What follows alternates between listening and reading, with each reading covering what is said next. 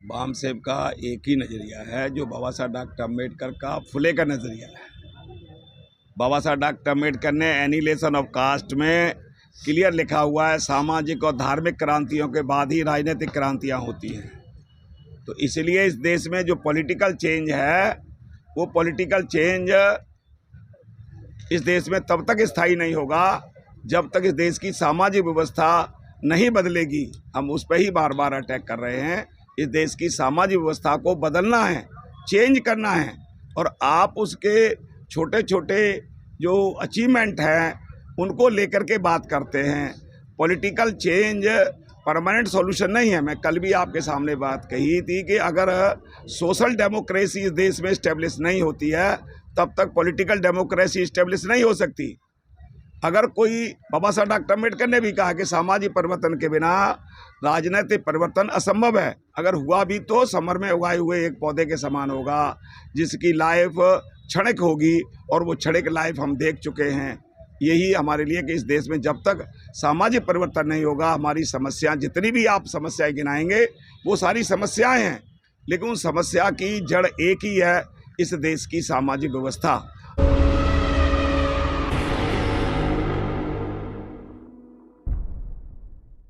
दिन है, इस विषय पर देश की जनता से क्या कहना चाहते हैं? बाम साहेब का जो आज हमारा 3 दिन का आज आखिरी अधिवेशन है, और लास्ट अधिवेशन का जो लास्ट हमारा सेशन है मीडिया को लेकर के है, और आप मीडिया बंधु हैं सारे, इसलिए मैं मीडिया, क्योंकि सोशल जो हमारा मीडिया है विशेषकर उसके लिए हमने ये रखा, उसी के लिए आज हमने उसको प्रोत्साहन के लिए रखा है। और मैं बहुजन समाज से आह्वान करते हैं कि आज की देश की जो परिस्थितियां हैं उसमें सामाजिक परिवर्तन के बिना इस देश में कोई भी पॉलिटिकल रिजर्वेशन नहीं हो सकता। प्रेजेंट की जो सिचुएशन है इसमें देश में हमें सभी बहुजन समाज के बुद्धिजीवी वर्ग को सामाजिक परिवर्तन की मुहिम के साथ लगना चाहिए। सर, जिस प्रकार से बाम सेब के कार्यकर्ता देश की जनता को, गरीब जनता को जगाने के लिए, मजलूम जो है उनको जगाने के लिए रात दिन एक कर रहे हैं, और लेकिन समाज जागता नहीं है। अगर वहीं पे अगर नाच गाना प्रोग्राम डांस कुछ भी होता है तो उधर ज़्यादा आकर्षित होते हैं। तो क्या लगता है कि हमारे जागरूक जो हम मिशन चला रहे हैं, जो बाम सेब मिशन चला रहा है, उसमें कुछ कमियां हैं जो जो गरीब तबका जाग नहीं पा रहा है, जिनको असली मैसेज जा नहीं पा रहा है? देखिए, बाम साहेब का काम व्यवस्था के विपरीत में है। जो देश में धारा बह रही है इस देश की, उस धारा के विपरीत है। हजारों सालों से बहुजन समाज मानसिक रूप से गुलाम है, और उस गुलामी में उसे आनंद महसूस हो रहा है, और इसलिए उस आनंद में वो अपनी लाइफ में रोचकता को महसूस करता है।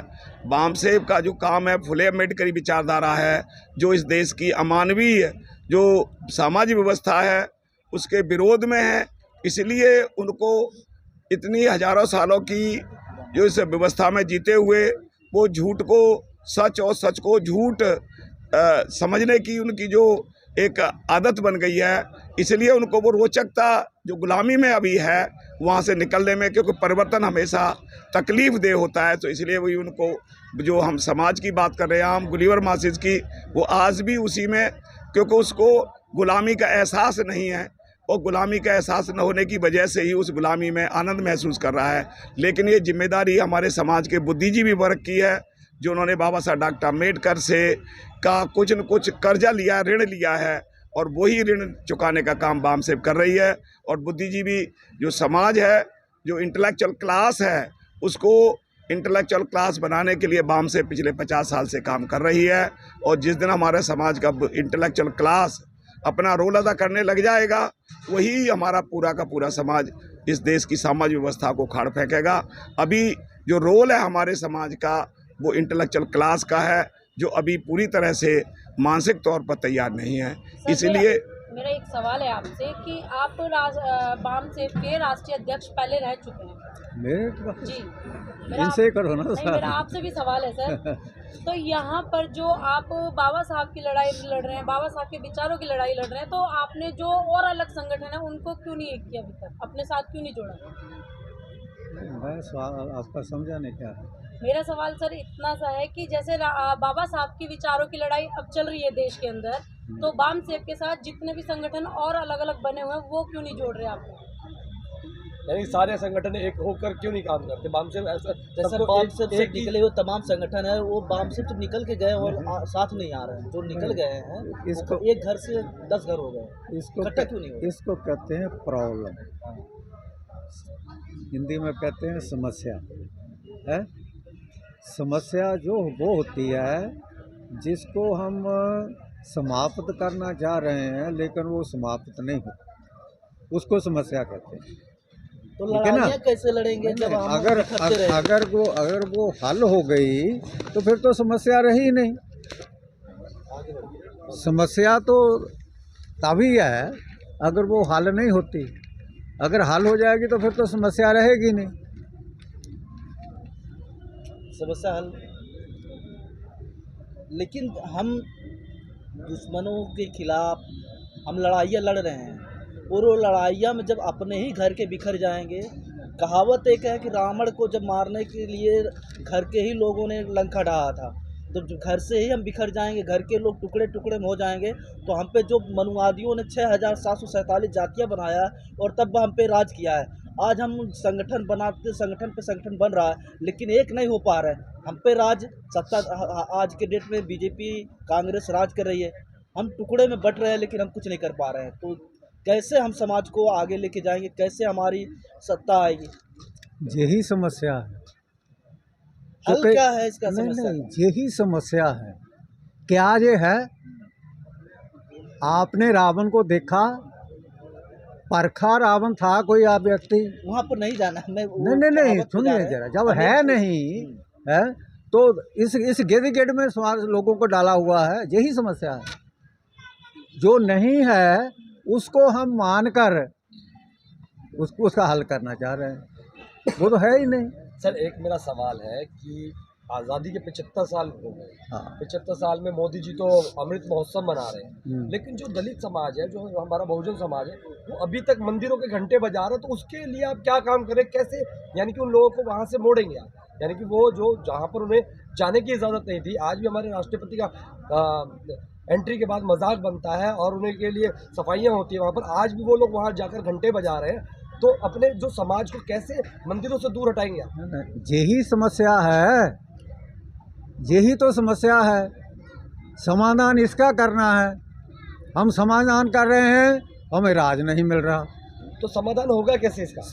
इसका समाधान क्या करना है, इसका समाधान कैसे होगा, उसके लिए बाबा साहब डॉक्टर अम्बेडकर ने हमें बताया है ये समाधान है। उसके लिए महात्मा फुले ने बताया है कि ये समाधान है। पहले जो प्रॉब्लम है उसको समझो कि ये प्रॉब्लम है। जितनी देर तक हम प्रॉब्लम को समझेंगे नहीं, उसका समाधान नहीं होने वाला। सर आपसे मेरा एक सवाल है कि ये जैसे बाम सेब का राष्ट्रीय अधिवेशन है, अधिवेशन तो होते ही रहते हैं, ज़्यादातर कई सारी बाम सेब बन गई है, सबके अधिवेशन होते हैं, लेकिन जो मैंने सर से सवाल किया कि मंदिरों के अभी तक घंटे बजा रहा दलित समाज, तो ये कब छूटेंगे? इसके लिए आप क्या लोग ज़मीनी स्तर पर कैसे उन्हें जागरूक करने की कोशिश कर रहे हैं, पाखंडवाद से निकालने के लिए? अभी जो सवाल आप पूछ रहे हैं यही हमारे लिए समस्या है, और इसकी समस्या का समाधान बाबा साहब डॉक्टर अम्बेडकर ने जब ऊना पैक्ट हुआ उसके बाद साथ ही दे दिया था हमें कि हमारी जो समस्या है वो इस देश की सामाजिक व्यवस्था, और सामाजिक व्यवस्था का जो कंट्रोल है वो इस देश के धर्म के माध्यम से उसको कंट्रोल किया गया है बाई लॉ से। हमारे बहुजन समाज के लोग जब उसको पढ़ेंगे लिखेंगे, पढ़ लिख करके जैसे ही इनके धार्मिक शास्त्र जो शास्त्र हैं, धर्म शास्त्र हैं, उनकी सत्यता को देखेंगे तो वो एक दिन इनके लिए खतरा बन जाएंगे। लेकिन समस्या हमारे सामने ये है कि हमारे समाज का जो पढ़ा लिखा बुद्धिजीवी वर्ग है वो भी इस देश की सामाजिक व्यवस्था जो प्रीवेलेंट सोशल सिस्टम है उससे कंट्रोल हो रहा है। बाबा साहब डॉक्टर अम्बेडकर ने जो व्यवस्था हमें दी थी, जो जिम्मेदारी हमें दी थी, आज भी हमारे समाज के पढ़े लिखे अपने को तथाकथित बुद्धिजीवी हैं जो वो आज भी उसी व्यवस्था के गुलाम हैं। और जो आम गुलीवर मासे जिसके झंडे की बात कर रहे हो, वो मंदिर में घंटे की बात कर रहे हो, वो बेचारा उसे पता ही नहीं है ज़िंदगी का क्या है। लेकिन ये जिम्मेदारी उन लोगों की है जिन लोगों ने बाबा साहब डॉक्टर अम्बेडकर की ज़िंदगी से कम या ज़्यादा लाभ लिया है। ये रोल उनका है और बामसेप यही बाबा साहब डॉक्टर अम्बेडकर के ऋण का चुकाने का काम कर रही है। वो बाबा साहब डॉक्टर अम्बेडकर के मिशन से कम या ज़्यादा जिन लोगों ने लाभ लिया है, इस देश के अपने आप को पढ़े लिखे बुद्धिजीवी वर्ग कहता है, उसी को जागरूक करने का काम कर रही है।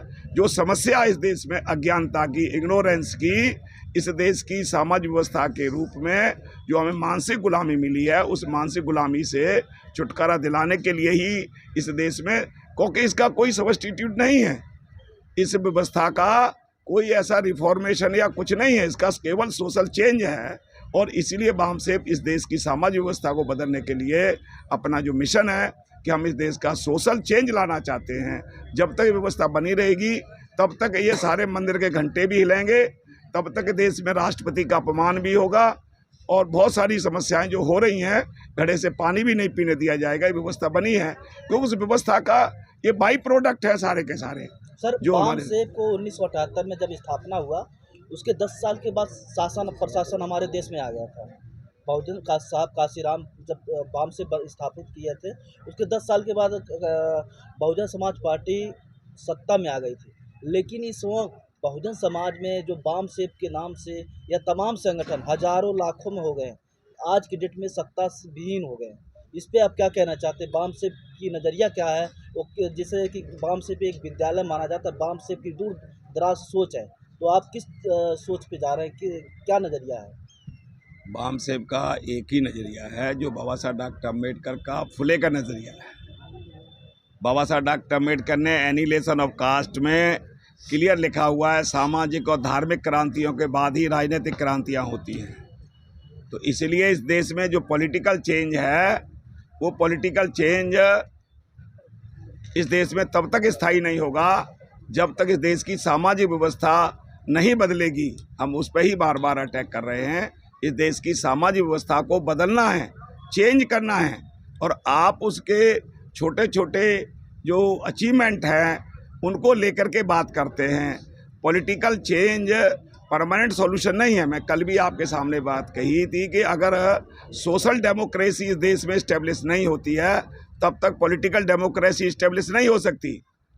अगर कोई, बाबा साहब डॉक्टर अम्बेडकर ने भी कहा कि सामाजिक परिवर्तन के बिना राजनीतिक परिवर्तन असंभव है। अगर हुआ भी तो समर में उगाए हुए एक पौधे के समान होगा, जिसकी लाइफ क्षणिक होगी, और वो क्षणिक लाइफ हम देख चुके हैं। यही हमारे लिए कि इस देश में जब तक सामाजिक परिवर्तन नहीं होगा, हमारी समस्याएं, जितनी भी आप समस्याएं गिनाएंगे वो सारी समस्याएं हैं, लेकिन उन समस्या की जड़ एक ही है, इस देश की सामाजिक व्यवस्था। और उस सामाजिक व्यवस्था को, जो सड़ी गली व्यवस्था है, उस सामाजिक व्यवस्था को बदलना ही इसका हल है।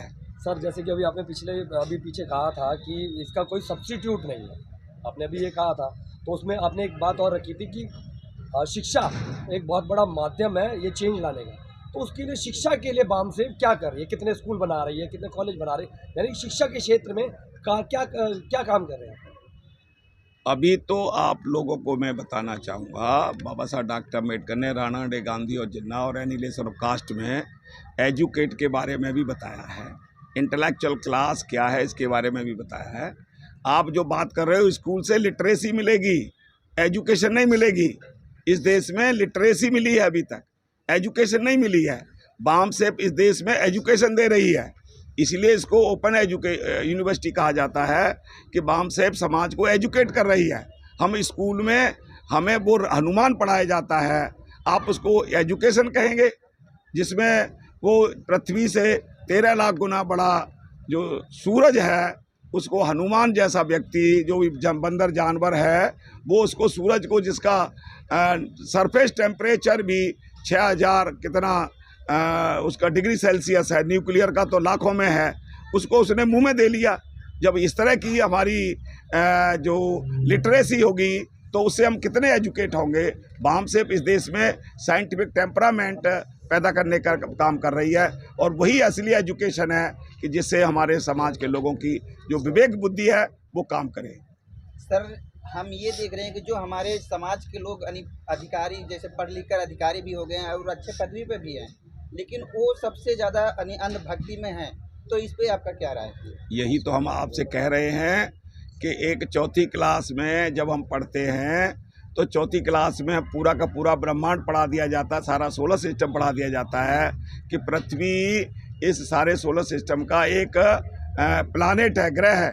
इसके बहुत सारे 10-11 ग्रह और भी हैं, और उसमें से जो चंद्रमा है, जो मून है, वो एक छोटा सा उपग्रह है उसका। लेकिन वही चौथी क्लास का बच्चा जब MSc PhD कर लेता है, फिर वो बड़ा हो जाता है, शादी होती है, करवा चौथ का व्रत रखता है, तो आप उसको एजुकेट नहीं कह सकते। वो लिटरेट है, भले ही वो IAS बन गया, उसने PhD कर लिया है, वो MSc कर लिया है, वो केवल लिटरेट है, एजुकेट नहीं है। और एजुकेट तब तक नहीं होगा जब तक वो फुले अम्बेडकरी जो आइडियोलॉजी के साथ नहीं जुड़ेगा, जब तक उसके अंदर साइंटिफिक टेम्परामेंट नहीं आएगा। क्योंकि वो व्यक्ति जो एक DC लगा हुआ है, DM लगा हुआ है, जिले को कंट्रोल करता है, लेकिन वही व्यक्ति जो 5वीं फेल ब्राह्मण के पास जाकर के अपने भाग्य का भविष्य दिखाता है, तो आप उसको एजुकेट नहीं कर सकते। और स्कूली शिक्षा हमें केवल लिटरेट करती है, क्योंकि यहाँ का जो सिलेबस है वो भी हमें मेंटल स्लेवरी का सिलेबस है।